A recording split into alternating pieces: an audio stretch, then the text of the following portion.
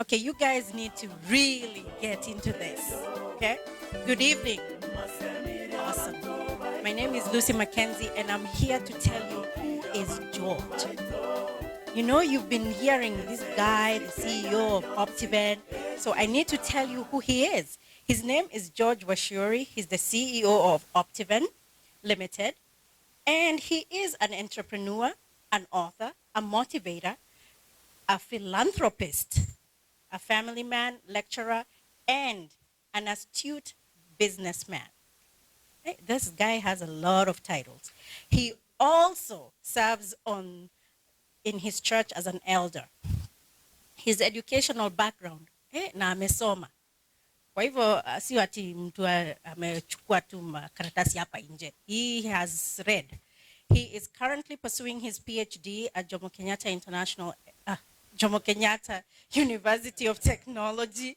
He has a master's in business administration from University of Nairobi. He has a Bachelor of Commerce in marketing. He's a certified public accountant.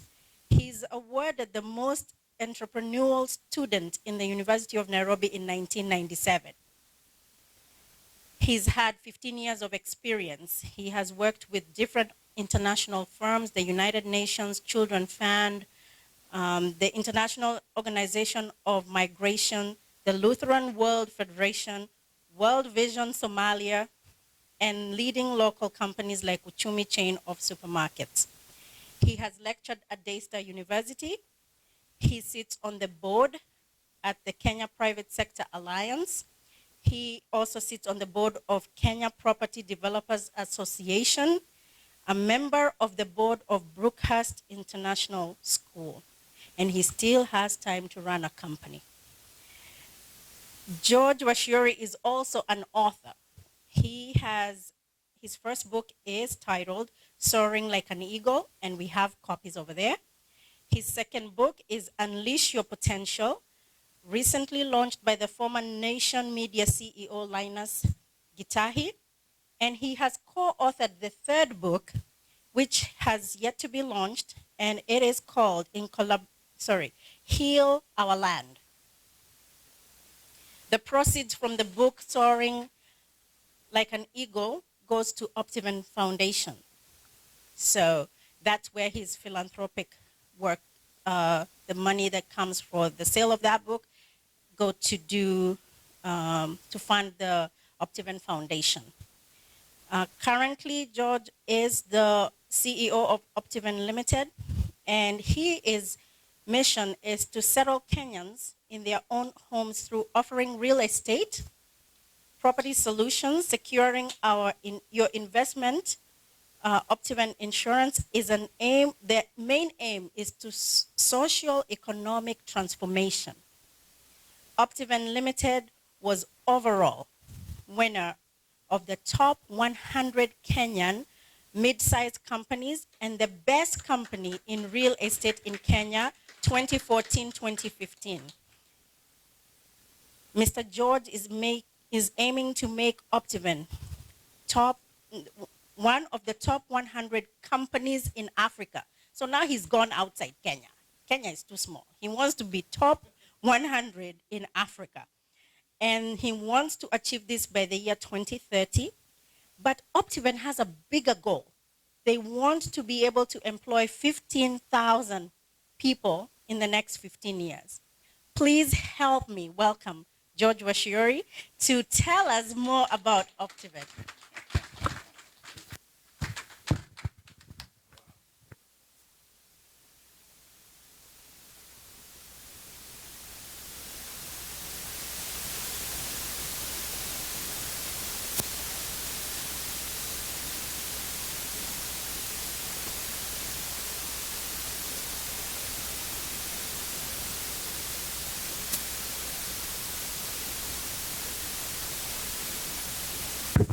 Testing.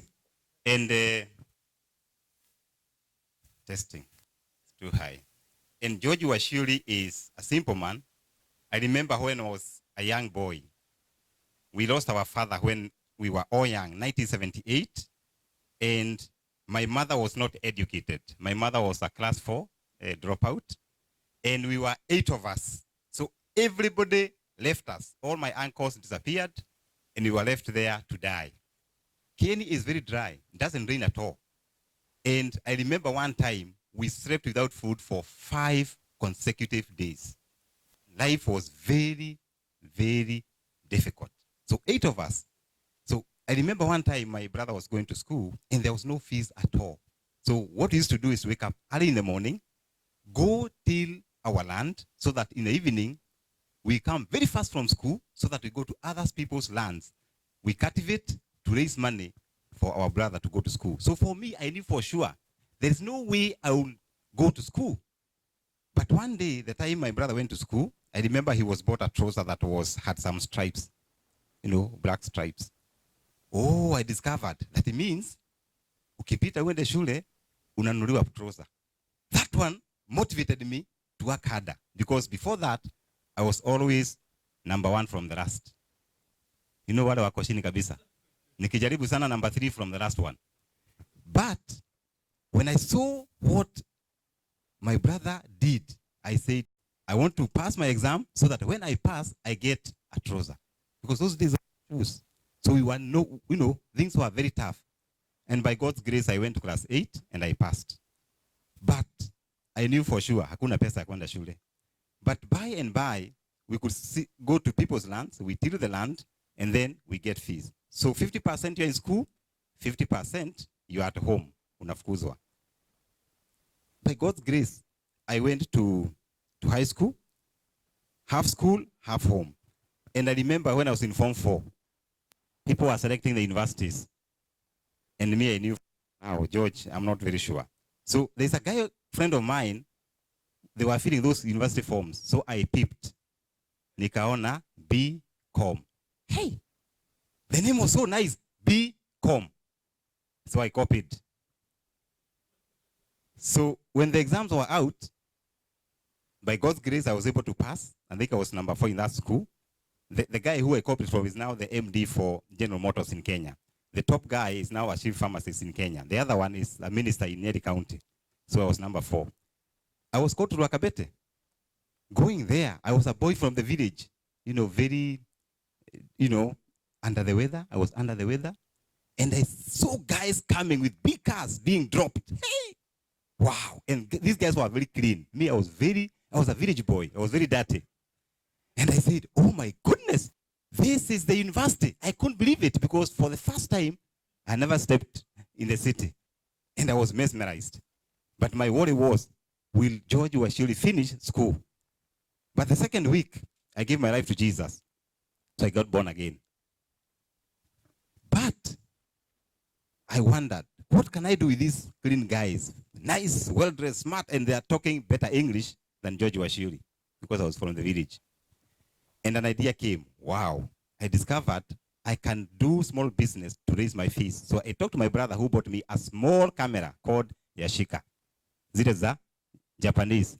So every time we go to preach the gospel and demons were being chased away, me was capturing the moment. So I take the photos. Once I take the photos, I remember one time we went to Mombasa to preach the gospel. And I took 24 films. Those were the days of Kodak. Remember zile za kuzungusha? So when I came back, I had a deal with an Asian guy. He charges me 4 bob. When I produce, I charge the students 10 shillings. So the margin was 6 bob. And the business was good. So I discovered these university students work on a pesa. I also discovered I was in Rwakabete. Rwakabete is far from town. I discovered there's a way these guys don't access to reading materials. So I established a library called Social Library. I put all the magazines there, the Parent, the Drum, all those magazines. You come to borrow, you pay a shilling for a day. If you are late, you pay a fine for 50 cents. And the business was good. And then finally, I also discovered Campasilians like to be smart, yet they are lazy. They don't want to spend time washing their clothes. So I was actually washing their clothes. And that's how I raised my money to the university. And remember one time I went home and took some sugar to my mother. And asked me, George, are you a thief? Where are you getting this money from to buy me sugar? I told my mother, no, I do business. Hey, na utasoma? Nikamwambia yes. But the panic came when the 4th year came and I discovered, George, remember where you come from, Kieni, a very dry place. Those days people are saying, hakuna kazi. So I panicked. So I called my 4 friends. I told them, please, we better have a strategy to look for a job. I remember I told them, can we do as many applications as possible? We did 300 jobs applications. Those days there were no emails. So we divided the city. We had a Babadogo, industrial area, town center. Those days were no upper hill. You know, and that's what we did. I remember we were dropping letters. Unapea tu washman. Please, peleka hii barua HR. And that's how I got my first job. I remember that letter, ilipewa washman.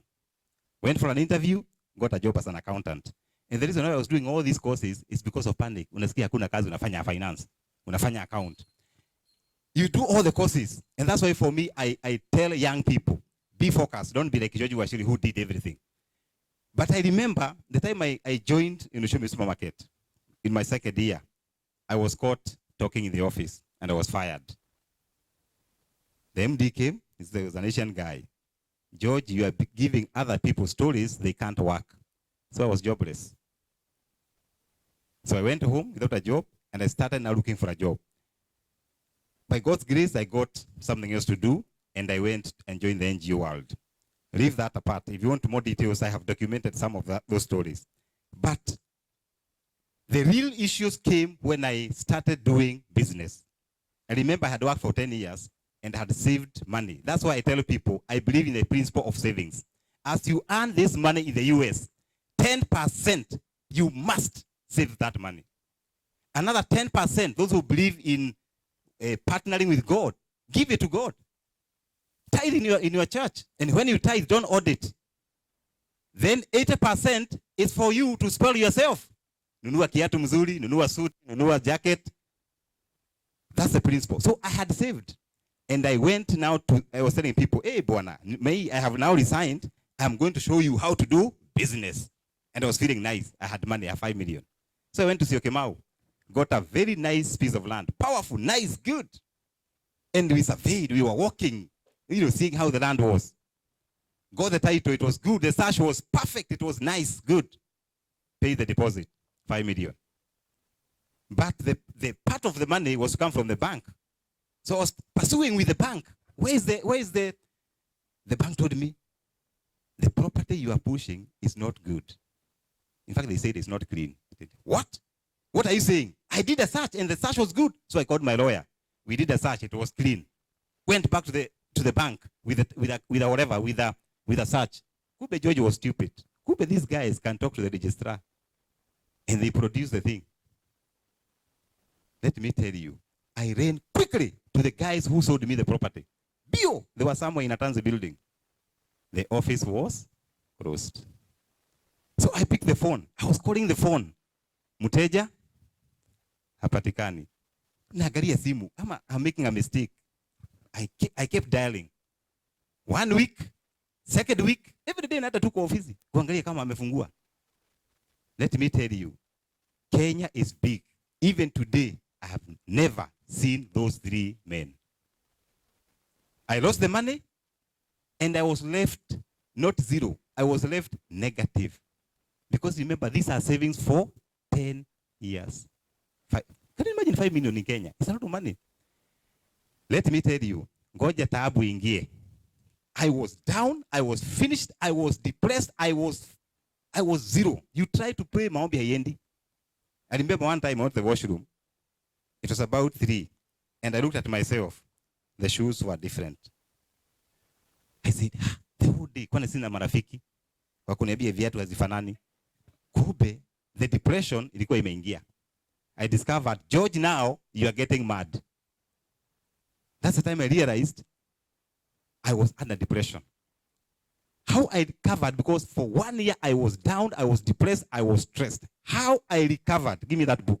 You can read the story.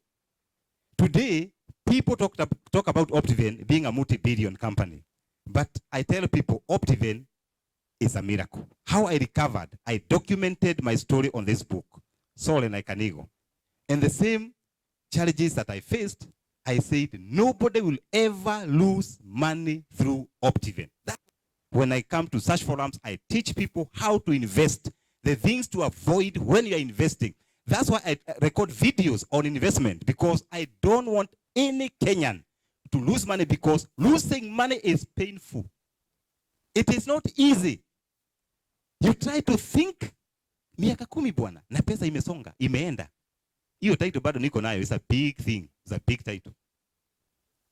And then I said, we must educate our people. That's why I tell people, if you see George Washuri anakuharakisha ulipe plot, usilipe, there's a problem, because that's what they did. Hey George bwana, hii property najua ni prime, inaenda. I was stupid. So I advise you, if you see George pushing you to pay quickly, don't pay. Kwa nini nakusukuma? Do your search. Find out, who are these Optiven? Have they done projects that can be seen?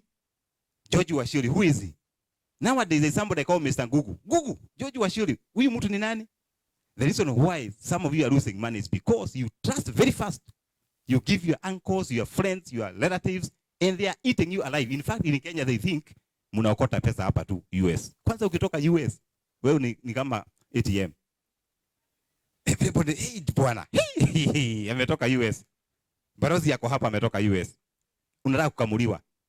Let me tell you, with my visit across the countries, I respect people who work in diaspora. Me, have seen people. I was in Atlanta, Georgia. I went to Birmingham. I went to Delaware. The way people work hard here. This is a message I give Kenyans. Let's take care of our diasporians, because it is not easy to get those dollars. So make sure that you get a copy. Those who are in business, I do mentorship. Every month, the last Thursday of the month, I do seminars for free. I don't charge, at 680 Hotel. Because people are asking, what have you done that Optiven is able to grow by 400% per year? 400%, abnormal growth. So I said, I am not going to be selfish. I want more Optiven, even bigger than Optiven. So I documented how to start small and build an empire. Because my argument is, if you have 1,000 companies like Optiven or better, it means our people are going to get jobs. Today in Kenya, we are producing 800,000 graduates, both diploma and degrees. People like Optiven and government and others, we are only hiring 50,000. My friend, 750,000 wanaenda wapi? Ukitoka Ulaya wanakuangalia uko na pesa. That means if we don't empower these people, we are going to be in danger. That's why we say for us at Optiven, we shall use all the efforts, either educate, inspire, motivate for our people to be able to get. And the companies that we are mentoring, I'm so happy that I've seen a company, one of them, that I mentor. The time I started, they were making 900,000 per month. Last month, they made 4 million. But the recommendations are tough, because I go to their companies and tell them, fire all executives. They say, hey, George, you are crazy. These are my brothers. These are my sisters. If you hire somebody you cannot fire, even those who are doing business, because they are business people here, my friend, you'll never grow. You moving around, it's called a rat race. Unatembea tu. Hire people, you can tell them, you don't deliver, go home. Remember your brother and your sister, Christmas, muko na yeye. Nasema, hey, Barozi ni mtu mbaya, aliniashisha kazi. So, those are recommendations. And other things of governance, they are all here. Make sure that you are doing business, or you have somebody struggling in business, get this book. And then money for this book, it goes to the foundation. Optiven, we do homes for the forgotten senior citizens, people who are shoshos and gukas.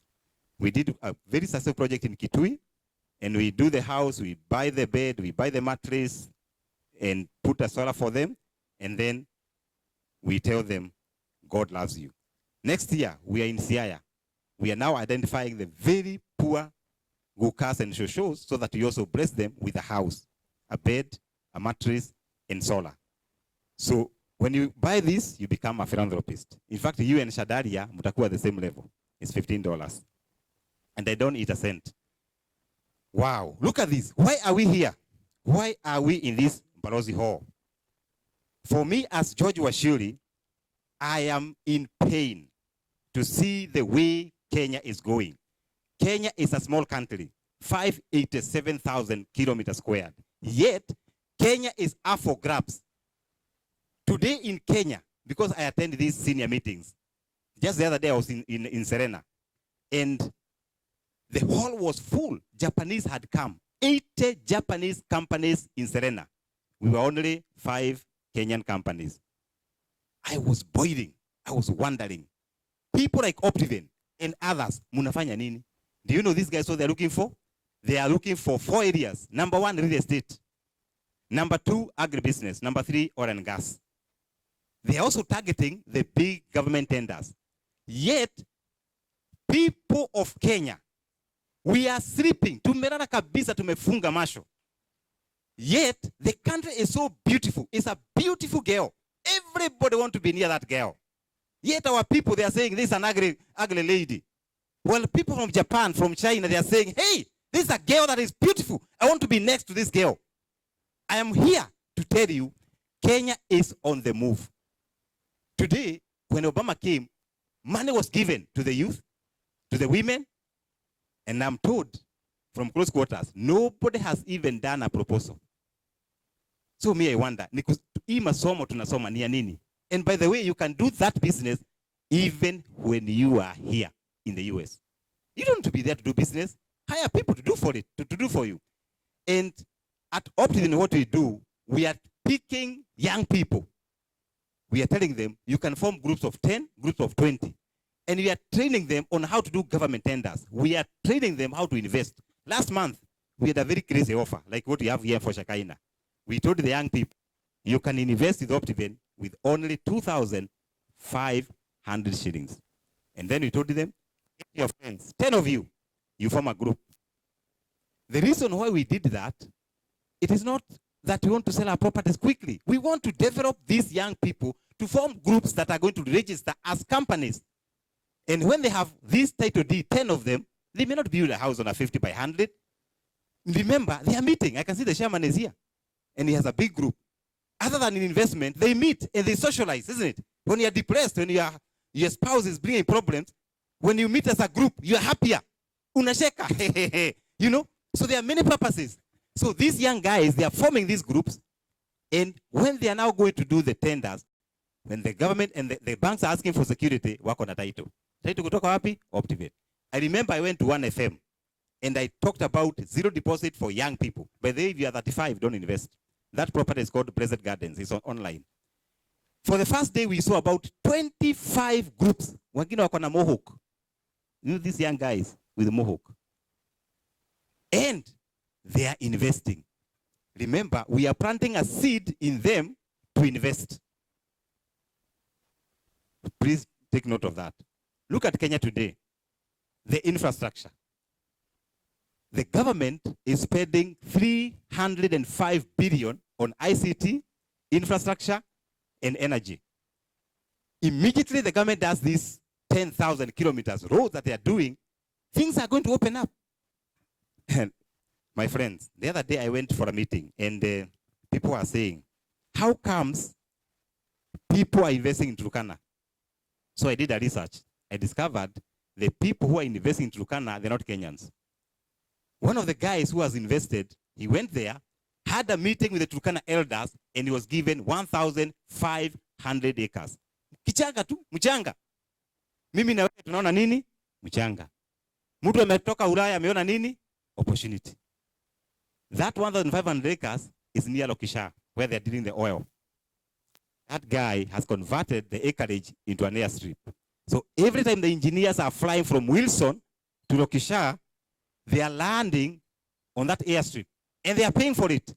So I said, Bwana, George Bwana, and others, tuko wapi Bwana? Chairman, your people can scale up.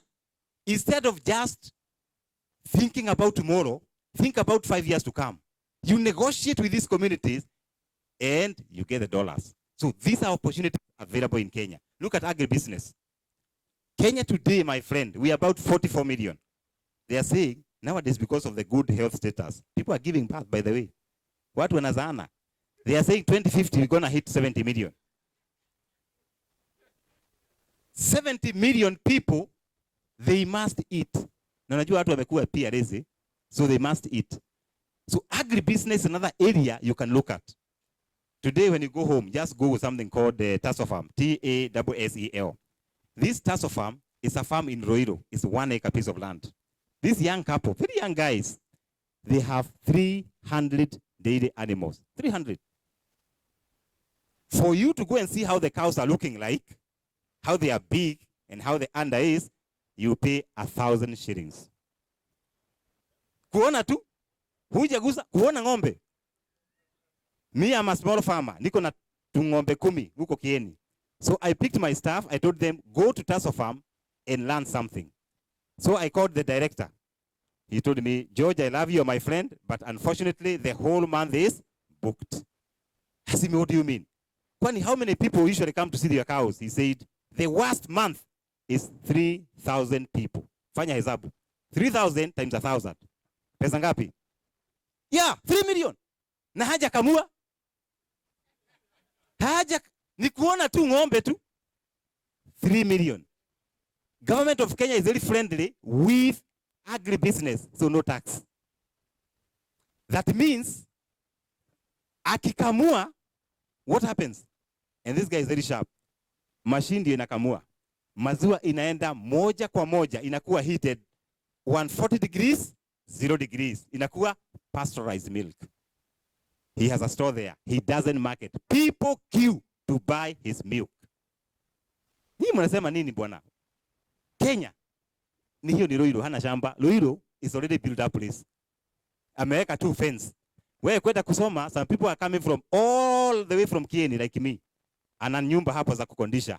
Ukishelewa unalala wapi? 2,000 kulala hapo. Kwa ile kona ingine ako na kahoteli tu. Chakula ununua wapi? Hapo. Sasa these are young people. Agribusiness. So if you think, you must open up your mind. Think better. Think bigger. Wakenya tuamuke bwana. We have to think because opportunities are there. And they say money follows ideas. Money follows opportunities. And opportunities don't come. You seize the opportunities. Success does not come to your door. You go for it. You seize it. You capture. And the reason why we don't think is because we don't create time to think. I tell people, you listen to me, in your house, look for a seat. Call it thinking seat. Unaenda pale unakaa. Balozi unafanya nini? I am thinking. And you are there. Yeah? You are there. Jimmy, unafanya nini? I am thinking. Spend about 15 minutes thinking. They say that our brain capacity, we only utilize 10%. Ingine 90 imenara kama maziwa lala. So we have to be dedicated. We have to be keen to create time because when you think, ideas come. For me, by 4, I'm up. By 4, I'm up. And then when you're up, you have to plan your day. You know, I tell people that when you're waking up, usiamuke tu kama swara. Wake up with a style. Sio kuamuka na kutembea. Unaenda kufanya kazi. That is not acceptable. Unaamuka na style. So hiyo kitanda, unaamuka, the way you spend your first 6 minutes determines your day. Period. Dakika 6 za kwanza. Amuka, kaa kwa hiyo kitanda. Visualize how the day will look like. Plan for the day. Do those self-talk. You say, today is going to be a big day. By the way, for you, as Baron said, me, I don't see few people. I see many people here. Because I say today is a good day. Some other people, akiamuka tu, hajipendi. Kwanza anajiangalia kwa kioo. Mungu sasa mimi. No! You are the best God ever created. Some of you, I'm the most handsome. I'm the prettiest in this Arlington. When you walk, usiwalk kama mtu amenyeshewa. Kwanza, Kenyans, we need to develop a walking style. Tukitembea hapa America, kila mtu anaona this is a Kenyan walking. Unatembea vizuri. Unatembea hivi, angalia mbele kabisa, unaona macho yote. And when you walk, people know, wow, there's a Kenyan here. The other day I went to the embassy to see Githai because I had issues. I had issues from Atlanta, people have got old IDs. They have no pins yet, so they can't invest. And when I went to the embassy, I was shocked. Hapa kwa meza, nothing Kenyan. Hata ile Vision 2030 waweke hapo, watu waone. Nikaangalia, nikapiga picha. Nikaangalia TV, nothing Kenyan. I think I must thank Balozi. I saw a bendera ya Kenya pale. Let's appreciate Balozi, please. We must be proud to be Kenyans. Tujiringe bwana. Ikiwa watu wanakuja Kenya, akifutwa kazi analia. CEO wa Safaricom amechange kuwa Kenyan. Na wewe hapo nasema Kenya ni corrupt. Kenya, so what? Even this country nikikula chakula nakataa kurudisha change hapa. Tip unaitishwa kwa nguvu. Wewe leta tip. Hapa kwenu hapa. That's corruption. Yetu inaitishwa mbele. Yenu iko ndani. So let's stop saying, oh, Kenya corruption. Oh, let me tell you a secret. Remember, the government is giving 300 billion to the county governments. Today, in my own town in Nyeri, for 7 years, we have never seen a development coming up. After devolution, tumeona manyumba zinamea. So even if you see these corrupt things, it's because of social media. Ukinunua huyu bwana 100,000, staff dia na tweet. So exposure is more than before. Remember the time of Moi government. The whole country was corrupt, isn't it? The whole budget was being swept. But today, even if they eat 5%, kuna component tunaiona. Look at Kajiado, where we have the Shakaina. We did a research. We were shocked that in Kajiado, there are 14 banks. The same Kajiado, there is a university coming up. The railway is being developed. We did a research. We discovered people who are working in Kajiado wanakomboa manyumba Isinya. We said this is unacceptable. So I went to see the governor.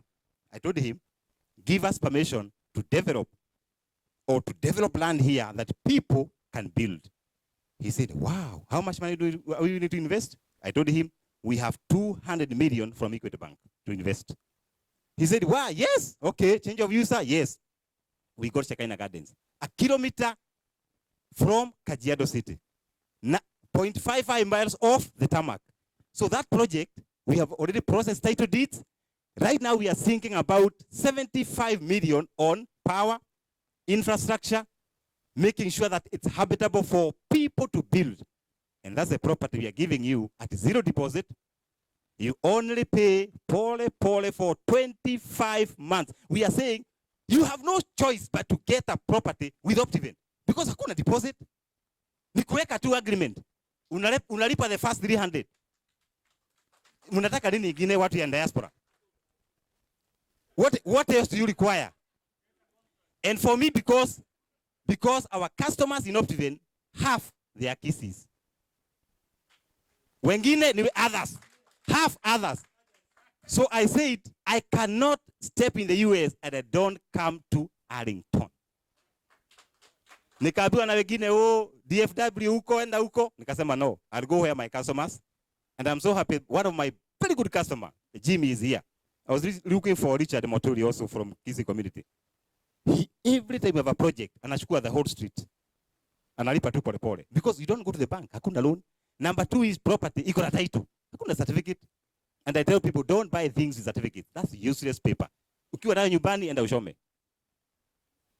If Optiven cannot produce a title deed, Abia George, pack your bags and go. That's what we are talking about. Where was I before I got lost? Allow me to peep something here. Zero down. Me, when I start, I don't market my products. People look for my products because we give value. We give value. And by the way, Optiven is different from others. Others wananua shamba wanakatakata wanauza. Sasa hiyo shamba haina stima, haina maji, haina nini. It's useless. As we change the environment so that when my brother comes, ni kujenga tu nyumba. Na ukiwa huna mambo ya kujenga, we have a company that builds. We build for you. Ikiwa hujui bank gani, we do the legwork. Tunakimbia huko KCB, tunakimbia Equity. Wewe ni kuitana tu, George, where are my documents? Yes, sir. Documents are here. When you make noise, we say, yes, sir. We don't talk back. And by the way, if you engage Optiven, feel free to make noise. Those noises are making our company better. And we are able to beat everybody in Kenya. We value you. Agribusiness, opportunities. Look at other areas that you can look at as a diasporian. education. Kenya today, everybody wants to have a degree. Kila mtu, they want to have a degree. Yet, we are lacking technical skills. Today, Chairman, if you make a decision to do a college to teach people on technical skills, plumbing, electrical work, your college will be full. Hatuna, when you are building, you plead with plumbers. Kuja tu kazi kesho. Please, please, please, please, you plead with them. Because we don't have those colleges. Because everybody converted all colleges to universities. It's an opportunity that you can seize. Look at the areas of construction. They say Kenya today, 11% of our GDP ni kwa mjengo. Na usidanganywe kuna property babu, hakuna. Wataigoja for 100 years. How can you talk of property bamboo in Kenya, yet 75% of our people living in urban areas, they are renting. Yet countries like Singapore, 90% wako na manyumba zao. The other day I was talking to Frank Kireri, the CEO for Housing Finance. I was asking him, is it true that 18,000 people have got mortgages? Akasema hapana. Some people have got more than 2, 3, 4 mortgages. So individually, only 10,000 people who have got mortgages out of 44 million. Do you see the opportunity? Watu wetu bwana, wanataka manyumba. Middle class. In the year 2002, there were only 2 million middle class individuals. The year 2012, the figure went to 4.8 million. Last year, they were projecting the figure is going to hit 7.2 million. Huyu ni mtu akanunua gari, anataka nyumba, na anataka hoteli mzuri. So it is possible. And finally, transport, where you guys, you are in. Kenya today, anybody who is going to have organized transport, they're going to make, and they're making good business. I was telling that somebody the other day, KQ, ipewe Wakisi. Inyoroshwe. Ndege ziko na mnafanya losses. Sasa mnataka nini? Very quickly before I sit, let's see how we can be able to upscale our dream once more. Because everybody have got a dream. How can you upscale that dream? Number one, it is never too late to invest. All these stories unasikia ati mimi sasa nimetosheka. Miaka imepi. It is never too late to invest. So those voices, don't listen to them. The time to invest is now. And especially in Kenya. The way things are going, the time to invest in Kenya is now. And by the way, don't listen to those voices. Oh, Kajiado bwana. Hey, bwana. Uko ni mbali. Far from where? From Kisii, from Nyeri. You are in the America. Munakuuliza, hey, how many miles? Nawaambia, Shekaina ni 49 miles. Hey. Sasa wewe. Kitengela the other day, we were refusing to buy a 50 by 100. 4 years ago, it was 3 million. Sisi tu opt even. Because we wanted to have apartments. Tukakataa. Last year, the same plot, tulienda kuuliza. Mwenye akatuambia, I'm not sure whether I'm selling, but if you give me 25 million for a 50 by 100, I might think whether I'll sell. We told him we are ready with 20 million. It's very prime next to Equity Bank. Tukarandaranda tu na maringo. Then we said, we better pay this 25 because you can't get this 50 by 100 in Kitengela. The time we went, akasema, oh, sorry, I sold it at 27 million. Can you imagine? Today, the property we are selling at 595 in Shekaina, I can guarantee you 2 years, it will be about 1.82 million. So you don't need to build there. Nunua, because you're buying faith. Hatujaweka barabara. Matanki hatujaweka. Ni kufence tu na kutoa title. So you're buying faith. You buy faith at 595. Tinga ikiingia, sisi tu ni ku-update. Tinga imeingia. Kuweka upgrade barabara. Tukiweka zile matanki 15 meters up na tupipe maji kwa individual plot, the price gonna be more than 2.5 times. And then you tell people, even if you make $1 million in that plot, don't sell it. This is a strategy we are giving our people. Do a house and sell. Because you spent about 3.9 million to do a national bungalow, you sell it at 6.5. You make more money. Other than making money, you also house a Kenyan. You get the rationale. Hii mambo ya kukatakata shamba na kuuza, it's not good. I happened to participate on a physical planning bill during the drafting time as a member of KPDA. And we said, in future, no subdivision within 10 kilometers on any major town. Because tunaharibu nchi bwana. Unaenda Kajiado huko mashinani 50 kilometers unakatakata shamba. Sasa hiyo ni shamba ya kulima bwana. So those things are coming. So the time to invest is never too late. Number 2, we must be able to overcome our challenges. I have gone across various states. Hey George, mimi nilipoteza pesa. Hata mimi namwambia hata mimi nilipoteza 5 million. Because challenges will come, but what do you do with the challenges? You either jump over them, you go around them, you kick them. You cannot stay there.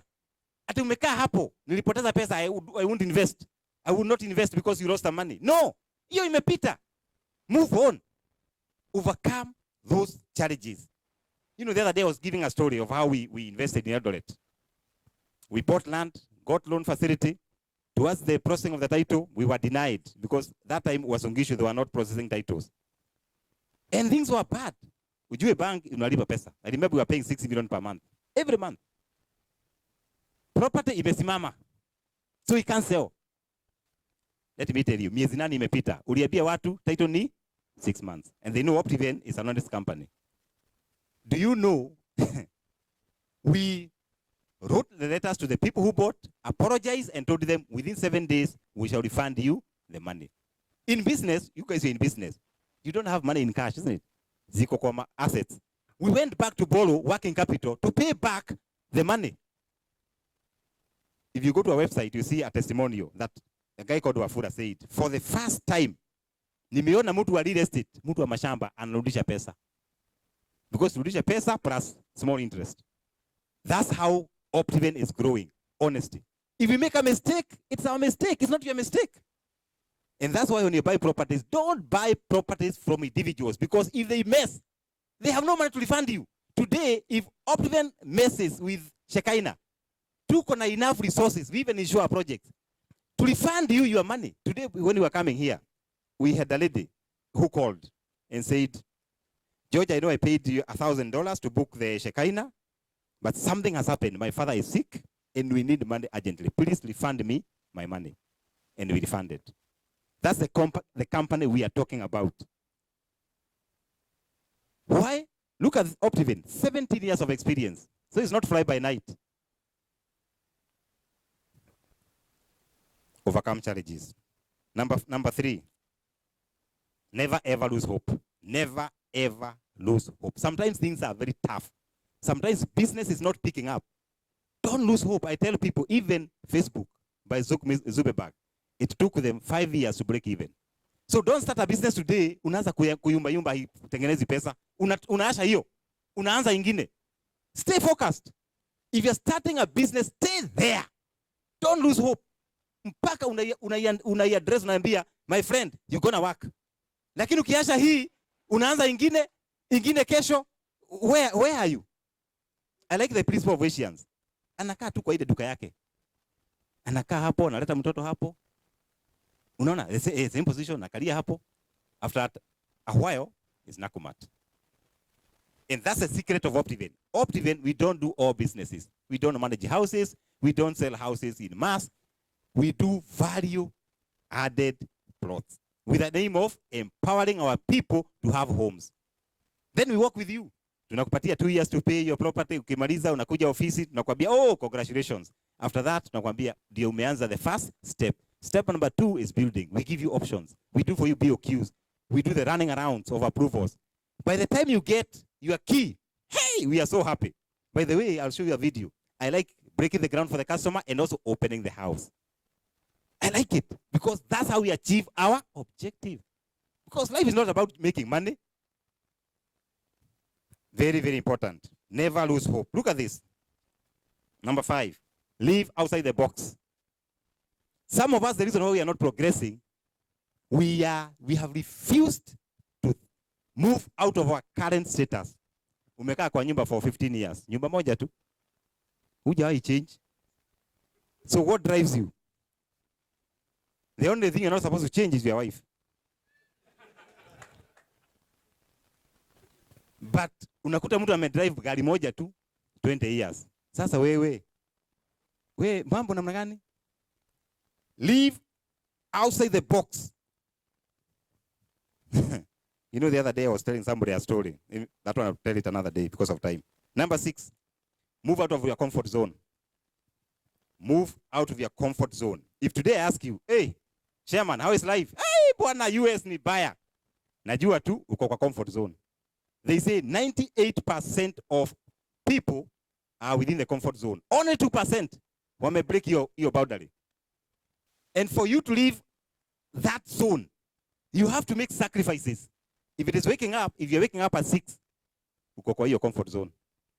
People who are making in life, by 4, they are up. People who are making in life, every month they read a book. Ukiwa hujasoma hata hii kitabu, mwezi inaisha hujasoma kitabu, you are going to be salty because you have to upskill your headwear. Unaona hii? You have to feed it so that the time you are out there, you are able to give out. Don't be like a salt lake. Inaingiza tu maji na hakuna. So you have to be disciplined. You have to be determined to move out of your comfort zone. You have to scale your dream. Weka dream kako tu kamoja tu, nilinunua plot last year. So what? You have to make a decision. You say, in the next 5 years, I must get over 25 properties. I have a guy friend of mine called Kofido Chieng. He works in Rwanda.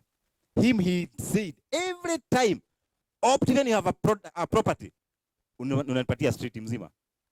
I remember one of the projects we did called Silver Homes. He did 15 plots. We are selling them at 350,000. That time, kulikuwa na zebra. Sasa hiyo George anasema, hapa tutaweka maji, hapa tutaweka barabara, access road tutaweka from the tarmac. Some guys told me, George, that's a marketing gimmick. So Score came, bought a whole 15. If you go to the video, go and check Silver Homes. We did 15-meter water tanks. We piped the water. We have done show houses. Score called me and told me, my titles don't transfer to my name. These are the names. Jamaa ameshaziuza wapi? Kwa Wakenya huko Rwanda. How much? 1.5 million. Why? Kuna maji, kuna stima, and he makes his money. This Shekaina thing, he has bought 10 plots. Anagoja tu, tumalize validation. Apeane. That is what we are talking about. Let us upscale our dream. Let us live out of comfort zone. Look at this. We must learn how to take risks. Life is full of risks. Hata hapa tumekaa tunajuaje kama itabomoka? It's a risk to be here. I know Parozi nasema hii ni stable iko sawa. But life is about taking risks. Anasema mko sawa. And all the time when things don't work, don't quit. They say people who quit, they don't win. In your business, maybe you are saying, next year, I must make 20 million. You have to take more risks. The higher the risk, the more the returns. And then finally, because I can see Jimmy, he's not coming to pick the mic. Have time for yourself. Hii pesa mnaane hapa mnatuma tu nyumbani. Have time for treat yourself. Treat your family. Treat your children. Washukue mwende holiday. Sio tu kazi. I saw some people with 3 jobs. I say, hey, guy. 3 jobs. Na watoto wanaona baba yao. Don't invest for the children. Invest in them. Invest in them. They want to see their father. They want to see their mother. So that they are able to build up some values. You have to love yourself. Some of you are earning money. 90% zinaenda nyumbani hiyo pesa. 90%. Hata kiatu huwezi nunua. Suti kama hii ya George huwezi nunua. Because pesa yetu wapi? Kisi. Na nimewambia wanaona hii ni ng'ombe wanakamua. Sometimes treat yourself. Relax. Unasema tu leo siedi kazi, ni kurelax tu. Sisemi uende kwa cable kuona ile mpira ya US inafanya wanaume wakae hapo for a whole year wakiangalia those games. No, not that one. Create time to relax. It's very, very important. Okay? Very quickly, allow me to tell you some of the things that breaks your dream. The dream killers. Zile zinaua your dream completely. Company. If you keep the wrong company, definitely your dream gonna go down. They say if you walk with the lions, you behave like a lion. If you associate with eagles, you become one. If you associate with chicken, unakuwa kuku. So the company you keep, you know, the other day I was telling people, the phones that we have, if there are some people you have not called them for the last 3 months, delete them. If there are some people who don't add value to you, akipiga simu tu ni kukutoa energy. I call them energy drainers. Delete them. They are useless, isn't it? Have people who build you up. Ukifanya kitu kidogo nasema, hey, Chairman, ile shamba mlinunua iko sawa kabisa. But some people akisikia umeinvest, anakuleta chini, anakuvuruta, unaenda chini, hataki uendelee. Mimi nasema, ndugu yangu akiendelea na mimi niendelee. We are both wealthy. When you go for coffee, you go to Serena, you don't go to Magomano. Yeah, because we are both wealthy people. And by the way, it's possible for all of us to do well. There's something I call abundance mentality. Today, we are here. I'm sure there are people, they will not tell others what was happening here. Because wewe unataka tu, mambo yako tu, being very individualistic. We must kill that scarcity mentality. Ukiona kitu mzuri, abia ndugu yako bwana. Sema Optic alikuwa hapa, hey, unanunua shamba for free. Zero down. Unalipa tu $300 a month, mkiwa wawili 150. Title inakuja na majina mawili. So I'll be so surprised kuona mtu anatoka kwa hii hall na hana value added plot, because mkiwa watatu ni 100. Title inatoka na majina yenu. Na mkilipa upfront, you save on interest because you charge 1% per month, because you're also paying interest to Equity Bank. Simple. That's why we are here. We are here to give you properties. Wow. Look at this. Dream killers. Our mindset. If we limit our thinking, and that's what I'm telling Kenyans, if we limit our thinking, we shall never go far. Unasema, hey, Machakos is too far. If wazungu wanana Turkana, my friend, hii ni property tunauzia ya Kajiado town. Mzungu anaenda wapi? Turkana. Na ametoka UK, ametoka US. Let's change our mindset. We change our mindset. Number 3, small dreams.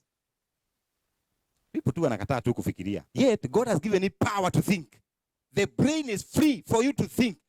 One time I was doing a proposal, because when I was starting Optiven, I remember I had no money to pay for city council license. And one time the city council came. And I discovered my license ilikuwa ime-expire. Nikajifisha chini ya meza. Kumbe George Stoller, wakaona kiatu. So the guy was on the door. Hey! Nani huyu anajifisha? Aya, I was so embarrassed. Nikafungua, nikashikwa, nikapelekwa kwa sedi. But one time I said, how comes people are developing and Optiven Ikoduruma Road? Haisongi. I discovered the same effort you used to dream about buying 10 cars, like my brother here, is the same effort you used to buy 1,000 cars. Same effort. So as you dream, you better dream big. As you dream big, start small. As you start small, start now. Because it's all start with the Optiven. We have a crazy dream. Hiring 15,000 people. We are going to be bigger than Equity. Equity itakuwa mtoto. The other day I visited the CEO Equity. He's my mentor. So I usually meet him once every 3 months. And I told him, this year we are targeting to generate a revenue of 1.5 billion. Akasimama. George, can you scale up? What is that? I was challenged. Alafu akaniserve shy. I discovered, wow. That means if you dream, you get these things. That's why we are saying for us, as we economically and socially transform our society, we're gonna offer employment to 15,000 Kenyans. Right now, we are 100.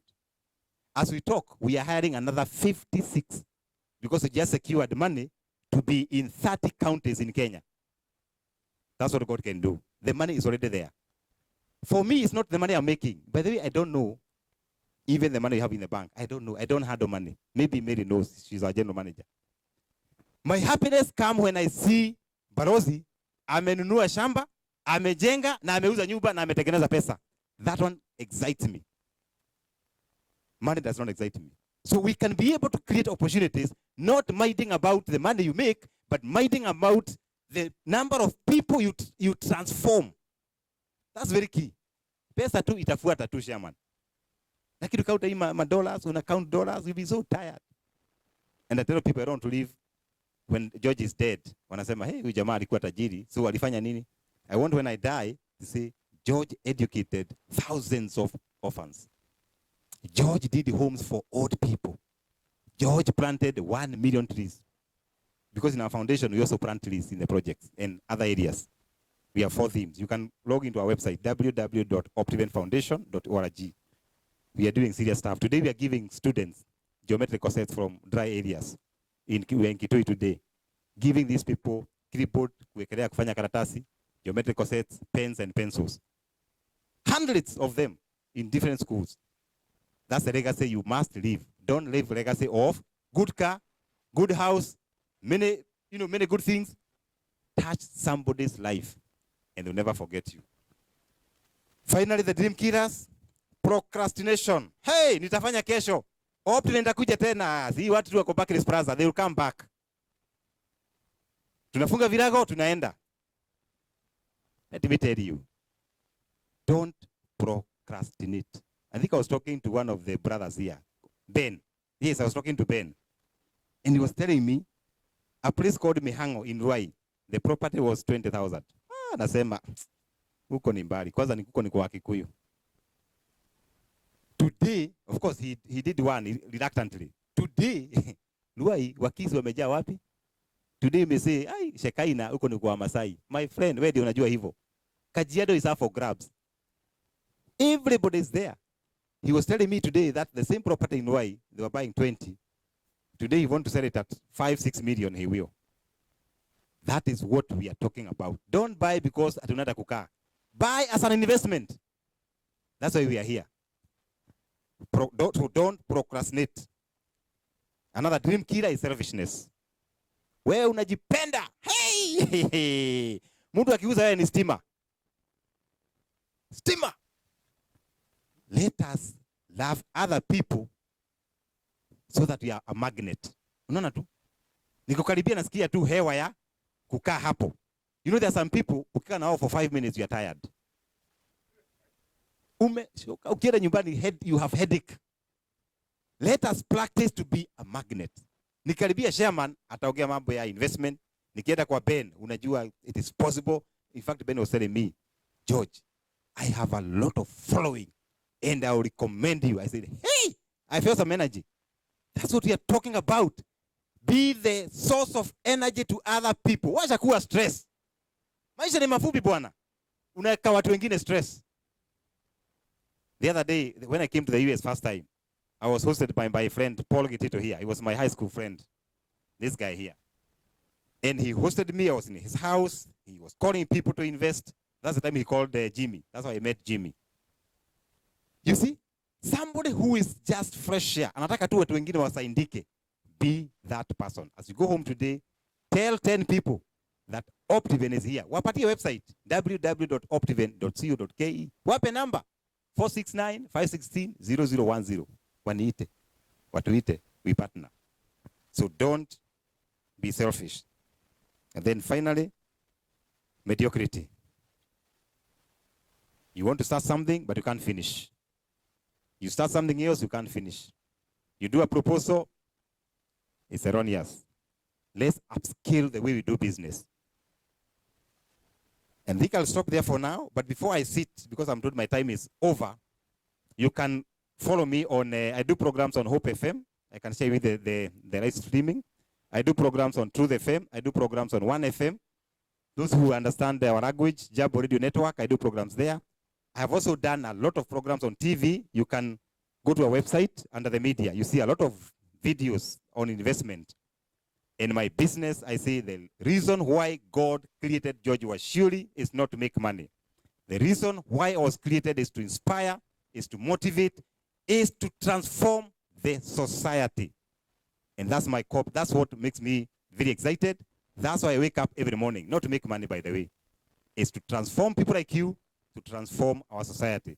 So I'll ask Jimmy to come with that map to spend 2 minutes just to explain what we are doing with the Shekinah Gardens.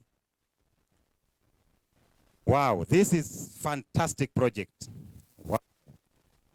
You see this project? Kajiado City is here. From Kajiado City to the junction is a kilometer. It's about less than a mile.